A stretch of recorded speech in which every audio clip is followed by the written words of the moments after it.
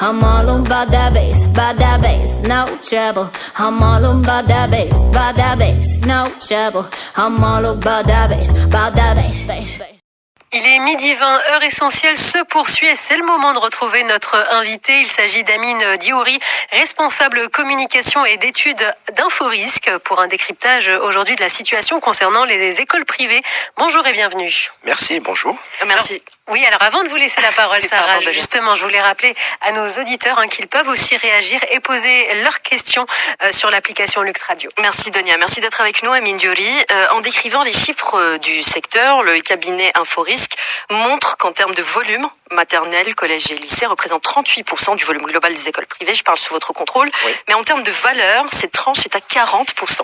Alors que par exemple pour les formations techniques et professionnelles, le volume est de 58%, alors qu'en valeur, on compte qu'avec un petit 54%, enfin un petit par rapport aux 58%.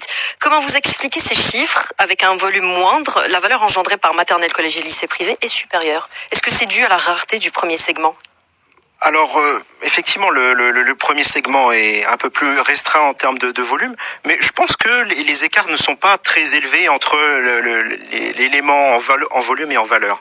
On parle de, par exemple, 40%, 38% en volume, 40% en valeur. Donc, les écarts ne sont pas très importants. Je pense que c'est pas un élément extrêmement différenciant de mon étude. C'est toujours l'axe, en tout cas, Casablanca, Mohamedia, où se concentre le gros de la production, entre guillemets, privée en termes d'enseignement. C'est dire que les gens ont raison finalement d'être un peu inquiets de la privatisation, là encore entre guillemets galopante de l'enseignement, ne serait-ce que dans cette région.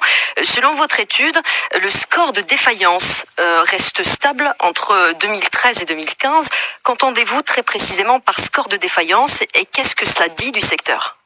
Alors, score de défaillance, c'est un indicateur propre à Inforisque. C'est un indicateur qui vise à prédire le risque de défaillance. Concernant ce secteur particulier, on a constaté effectivement un nombre, en pourcentage, une augmentation relativement importante du nombre de défaillances, du pourcentage de défaillances. Mais en réalité, si on regarde le volume, ça reste très faible. Et à côté de ça, je citerai un chiffre qui va tout résumer, c'est que pour une défaillance aujourd'hui dans ce secteur, il y a 5 créations d'entreprises. Une école défaillante, 5 écoles qui se créent à côté. D'accord. Et le chiffre d'affaires continue d'augmenter. Amine Diouri, je rappelle que vous êtes responsable communication et études d'Inforisque. Nous parlons de votre étude sur les écoles privées, réalisée donc par votre cabinet. Leur chiffre d'affaires continue d'augmenter, alors que les professionnels du secteur crient aux difficultés. Ils en appellent même très souvent au gouvernement. Quelle logique ? Alors effectivement, Déjà, le secteur se compose en différents sous-segments, c'est-à-dire que je parle dans un premier temps de l'école, alors de la crèche jusqu'au lycée. Ça, c'est un premier segment. Le deuxième segment, c'est l'enseignement supérieur. Et le troisième segment, c'est la formation. Si on regarde par différents segments, on voit qu'effectivement le sous-segment école depuis la crèche jusqu'au lycée va très bien. Donc on parle des taux de croissance de plus de 10% par an. On parle de 12% par an exactement. On parle d'une rentabilité nette qui est relativement élevée. Mais il y a d'autres sous-segments, et notamment celui de l'enseignement supérieur, qui lui va plutôt mal. Aussi bien en termes de chiffre d'affaires, d'évolution du chiffre d'affaires, qu'en termes de rentabilité. Donc effectivement, s'il y a bien un segment qui peut poser problème, c'est bien celui de l'enseignement supérieur. Mais ce sont des problématiques différentes. Et pas celui des écoles privées. Non, les chiffres de mon étude montrent bien que ce n'est pas ce sous-segment qui est visé, c'est bien l'enseignement supérieur. En tout cas, alors que le gouvernement dit vouloir promouvoir l'enseignement primaire, ce dernier, dans son volet privé, est en pleine croissance. Peut-on parler pour autant de rentabilité durable ? Alors, tant qu'il y aura une demande qui sera présente, et c'est le cas aujourd'hui, vous avez parlé de privatisation, c'est une privatisation partielle effectivement de l'éducation aujourd'hui, c'est-à-dire que les parents préféreront toujours se sacrifier pour mettre leurs enfants dans une école privée plutôt que dans une école publique. Et tant que cette problématique existera, l'école privée aura de bons jours devant lui. Alors juste avant de poursuivre, Amine Diouri, je rappelle que vous êtes responsable communication et études d'Inforisque. Nous parlons de votre étude sur les écoles privées. Et bien sûr, nos auditeurs peuvent réagir et poser leurs questions via l'application Lux Radio pour appuyer la crédibilité de votre étude. Comment vous avez procédé pour réaliser cette étude ? Qu'on sache de quoi on parle exactement. Effectivement. Donc, on a une base de données sur les sociétés marocaines de plus de 500 000 sociétés. Là-dessus, évidemment, chaque société a une nomenclature spécifique en termes d'activité. Donc, j'ai sélectionné dans un premier temps toutes les entreprises qui sont liées justement à l'école, au domaine de l'éducation.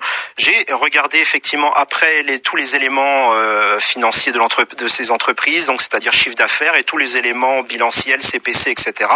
Et à partir de là est née cette activité. Donc, j'ai voulu voir combien d'entreprises ça représentait. Ça représente environ 1400 sociétés. On parle de 1400 sociétés, dont plus de 90% sont des TPE, c'est-à-dire qu'elles font moins de 10 millions de dirhams de chiffre d'affaires. Et comme vous l'avez dit, majoritairement sur l'axe Casa-Rabat, avec une ancienneté moyenne de 10 ans. Un capital social moyen de 100 000 dirhams. Bon, voilà. Ça m'a permis de dresser une cartographie plus ou moins exacte de ce qu'est aujourd'hui l'école privée marocaine. Est-ce que vous avez eu des feedbacks derrière l'étude ? Des réactions, peut-être des professionnels, du gouvernement, des responsables ?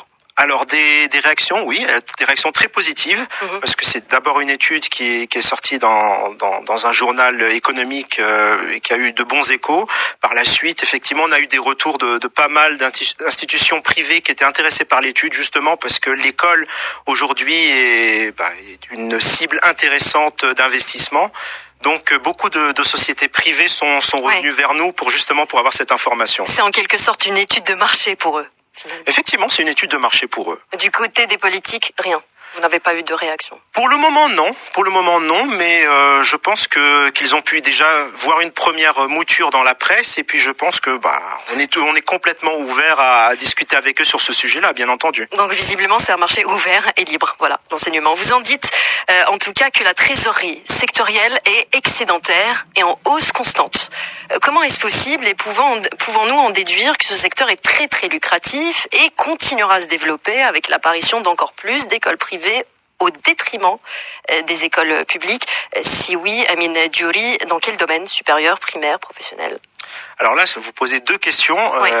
Concernant la deuxième question, le développement, le développement de l'école privée au détriment du public, il faut savoir une chose, c'est que l'État a favorisé le développement de ces écoles privées. Donc, je citerai par exemple le FOPEP, qui est un programme d'aide justement pour la création des écoles privées, qui est attribué par la Caisse centrale de garantie.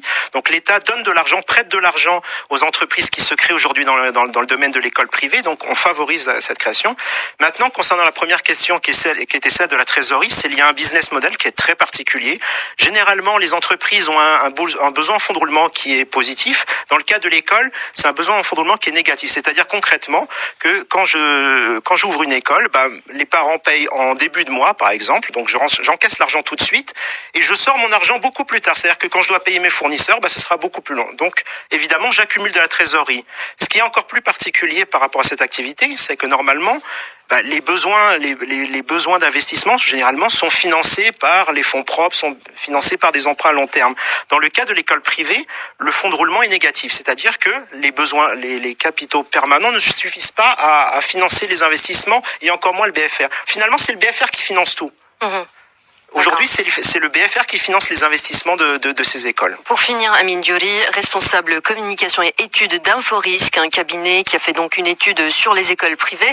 Selon vous, quel est le chiffre le plus parlant de votre étude? Alors à mon avis, ce qui m'a en tout cas le plus surpris, c'est la marge nette affichée par le supérieur, l'enseignement supérieur, qui était à moins 20%. J'avoue que j'étais très surpris. Maintenant, il y a plusieurs raisons à cela. C'est qu'on est dans un marché de niche, entre guillemets, c'est-à-dire que contrairement à l'école primaire, lycée, etc., là, c'est un marché qui est hyper restreint. Aujourd'hui, on parle de 80 000 étudiants maximum dans le supérieur privé, comparé aux 800 000 étudiants qui sont dans le public. Donc on parle vraiment d'un marché de niche. Et ils ont du mal, l'enseignement supérieur privé a du mal à rentabiliser justement les investissements qui sont faits, du fait, à mon avis, d'une demande qui reste très, très petite. Merci en tout cas pour vos interventions. Je rappelle que nous étions avec Amine Diouri, responsable communication et études d'Inforisque, cabinet qui vient justement de publier une étude sur les écoles privées. Sachez que vous pouvez retrouver cette interview dans son intégralité dès ce soir en podcast sur l'application Lux Radio. Merci Denis.